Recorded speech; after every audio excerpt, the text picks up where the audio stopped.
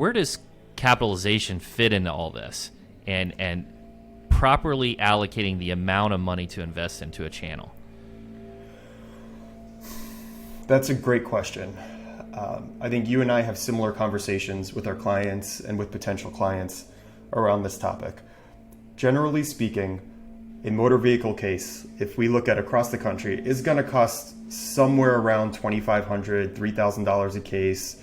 You look at more of the competitive markets, maybe $4,000 a case, could even go north of that.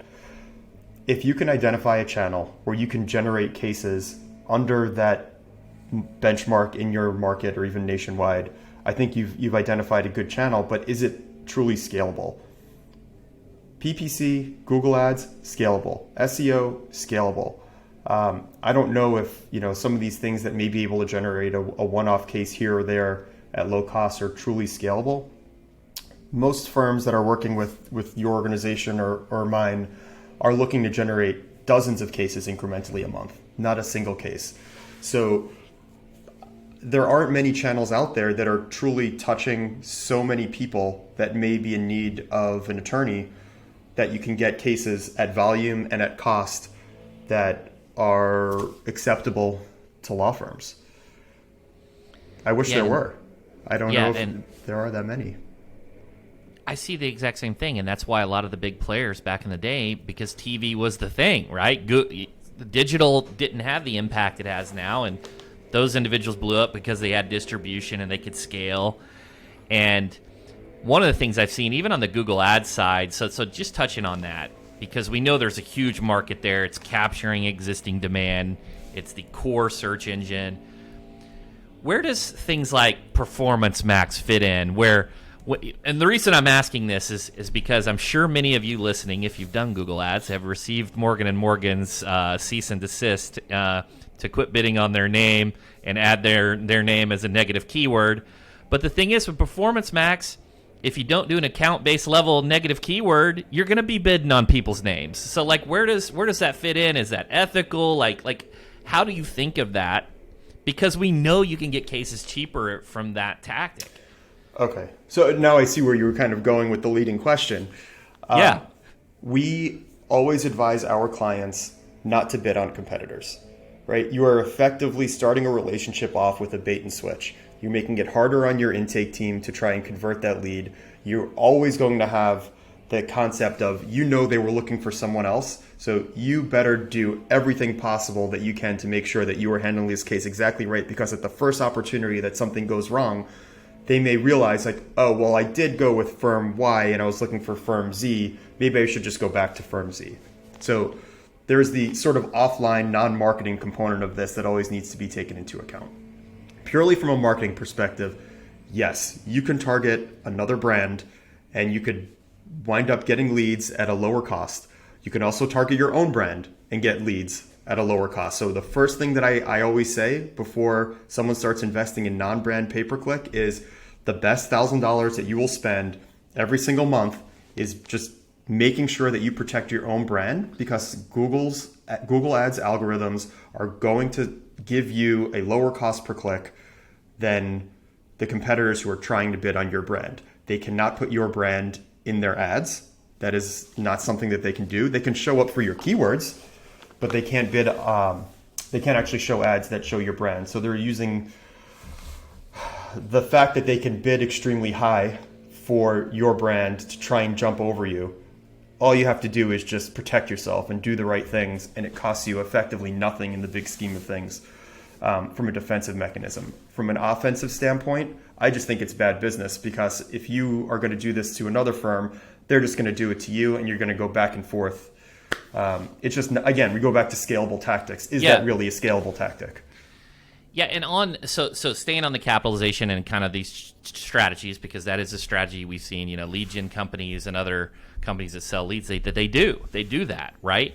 And it's well known, is, when you're looking at just a standard market and you're thinking about Google Ads, you said $2,500 a case average, could be in California, maybe $4,000 or $5,000 or higher spend. If we're just looking at that $2,500 case acquisition, what type of economies are you looking at? Are you looking at a minimum $25K? if we're trying to guide the PI attorneys here, what would be a minimum of investment you would say, hey, if I'm going to play in this channel, this is what I'm looking at. For SEO, I tell most people it's at least 10K. If you're in PI, there's some exceptions, but in most cases, it's at least 10K. Like, what are we looking at from like a Google Ads perspective? Well, it becomes a numbers game, right? Before we talk about the business of law and the acquisition cost of a quality case, you purely look at the numbers and let's do some math. If a cost per click is going to wind up being, I don't know, $100, $200, how many clicks are you actually getting if you're only spending $1,000 or $2,000, right? You could wind up saying, oh, this tactic doesn't work. Well, if you look at the data, it's because you didn't actually spend enough to get an incremental case. So you have to look at this purely from a numbers game. How much money do you need to deploy to assume your conversion rates on your landing pages are taken into account, your click-through rates are taken into account, your conversion rate of your intake team taken into account? Those are things people don't normally think about when they're having this conversation. It's just, well, my budget is X and you're telling me the cost per case is Y. Why can't I just do simple division? Not that simple. I usually recommend a minimum $25,000 a month, and it depends on the market in the PI space. That number changes when you talk about firms that only accept catastrophic cases. Obviously, your cost per acquisition goes up. You have to deploy more dollars to truly understand where your cost per acquisition is going to be based on your acceptance criteria. And then you get into, different litigations, of course, have different dollar amounts on them. But just as a rule of thumb, $25,000 on pay-per-click. And I'll echo your sentiment, like $10,000, like at an absolute minimum on the SEO side. Like, yeah, and I will say this publicly that I talk to firms all the time, and if they tell me they are working with you guys, like I tell them, great, you're in great hands. Many times they are they're coming to us because they haven't had success. So I don't see a lot of firms coming to us that have worked with you guys, but when we do, we tell them they're in great hands. The situations that a lot of firms find themselves in, and again, you probably come across this a lot, is that they're spending $2,000 or $3,000 a month on SEO, and the account manager that they're dealing with is managing 30, 40, 50, 60 accounts. And how much attention could you really be getting when you're spending $2,000 or $3,000 a month, knowing that SEO is not just writing a blog post and walking away?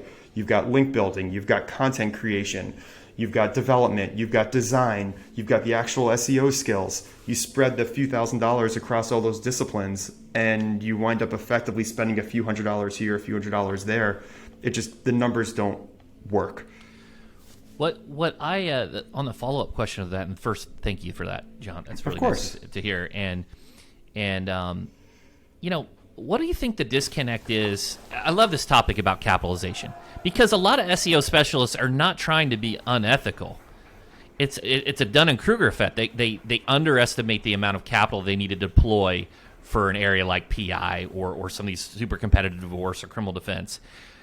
The question I have here is, at what point, how do we make this case for digital when everyone's conditioned to spend $150 to $100,000 a month on TV, and they know they got to be in the top three? They'll spend $50,000, $100,000 all month, and they also understand that it's going to take a year to work to improve their brand for TV.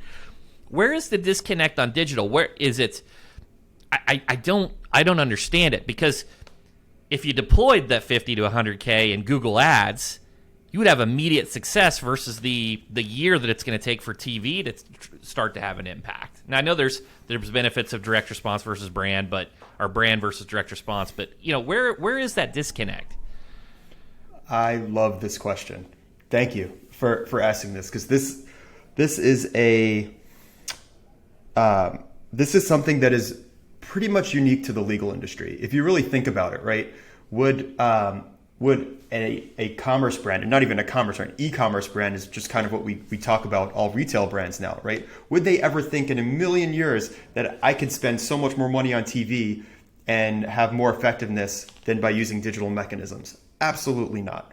What we are dealing with in our industry is that, and it's not just in marketing, the legal industry is consistently 5 to 10 years behind in technology adoption, right? We see it in CRM systems, we see it in marketing tactics, we see it in operations. It's just how the legal industry works. Why is that the case? Well, there's not a lot of turnover in law firms because it's not like a traditional business where you have a board and you have an executive team, and they are necessarily potentially accountable to the numbers. It's the founder, it's the managing partner, and they've been that founder or managing partner for the lifetime of the firm. The things that they have used traditionally are the things that they know.